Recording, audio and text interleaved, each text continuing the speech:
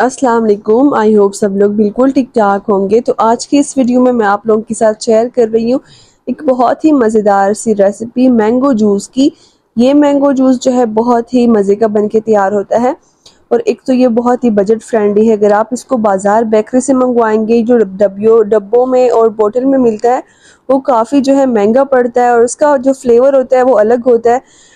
Mango juice का जो अपना फ्लेवर होता है मैंगो वाला वो नहीं आता क्योंकि वो उसमें फ्लेवर्स डाल देते हैं। तो आज हम लोग इसको जो है बहुत ही आसानी से बनाकर तैयार करेंगे।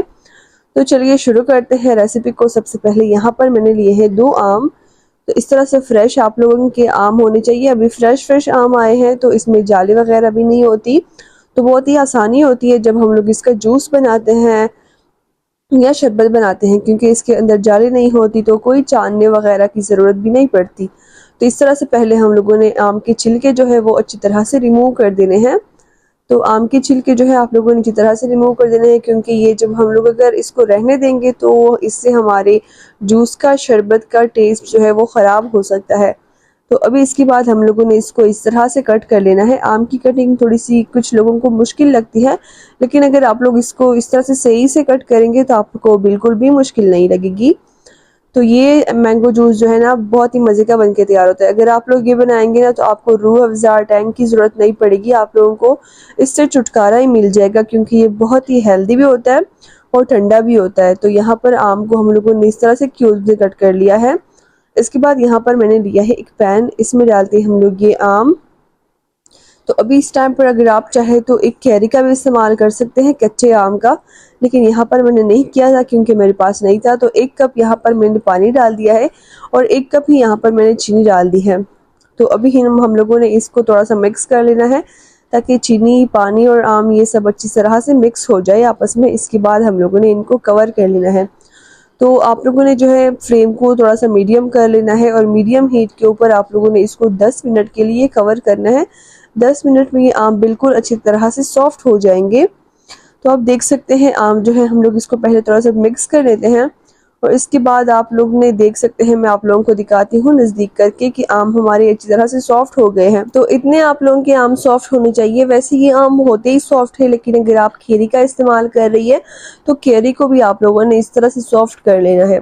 तो दूसरा स्टेप स्टार्ट करते हैं। उससे पहले चैनल पर नहीं है तो निंदास किचन को ज़रूर सब्सक्राइब कर लें, क्योंकि आगे बहुत ही मज़ेदार सी रेसिपीज़ आने वाली है। तो यहाँ पर लिया है मैंने एक ब्लेंडर, इसमें डालते हैं हम लोग उबले हुए आम। तो इसके बाद जो है आम में जो हम लोगों ने जिस पानी में हम लोगों ने आम को पकाया था ना उसमें चीनी भी मौजूद थी, तो हम लोग ये पानी भी डाल देंगे। तो साथ साथ में आप लोगों ने ये पानी डालना है। मैंने सारा पानी डाल दिया था, फिर बाद में उसको ब्लेंड कर लेना है आप लोगों ने साथ में। और इसके साथ ही यहाँ पर मैंने 1 चम्मच लेमन का जूस भी डाल दिया है, इससे काफ़ी अच्छा फ्लेवर आता है। तो इसको हम लोगों ने अच्छी तरह से स्मूथ सा ब्लेंड कर लेना है। ये बहुत ही आसानी से ब्लेंड हो जाता है। तो ब्लेंड करने के बाद ना हम लोगों ने एक बहुत ही मज़े का स्टेप करना है, आप लोगों ने उसको बिल्कुल मिस नहीं करना। तो अब मैं आप लोगों को दिखा देती हूँ कि आम की हमारी जो आम है उसकी कंसिस्टेंसी कैसी है। तो ये आप लोग इस टाइम पर देख सकते हैं कि कुछ इस तरह से गाढ़ी गाढ़ी सी कंसिस्टेंसी हमारी इस मैंगो प्यूरी की। तो इसको भी हम लोग एक जार में डाल देंगे। अब इस टाइम पर अगर आप लोग इनको स्टोर करना चाहते हैं ना तो आप लोग इसको एक इस तरह से जार में डाल देंगे, लेकिन आप लोग जिस बोतल जिस भी जार में आप लोग इसको डाल रहे हैं वो बिल्कुल भी गीला नहीं होना चाहिए। तब आप लोग इसको फ्रिज में जो है 1 महीने तक भी स्टोर कर सकते हैं और फिर थोड़ा थोड़ा सा ग्लास में डालें और अपने लिए जो है शरबत जूस बनाकर इसको ठंडा ठंडा इंजॉय कीजिए। तो मैं आप लोगों को दिखाती हूँ कि मैं आप लोगों ने इसका जूस जो है शरबत कैसे बनाना है। तो इस एक बॉल में मैंने यहाँ पर डाल दिया है सिर्फ 1 कप ये मैंगो प्यूरी। इसके अंदर हम लोग डालेंगे खूब सारा बर्फ़। तो बर्फ़ डालने के बाद यहाँ पर मैं पानी डाल रही हूँ। तो 1 कप बर्फ़ यहाँ पर मैंने पानी डाल दिया है।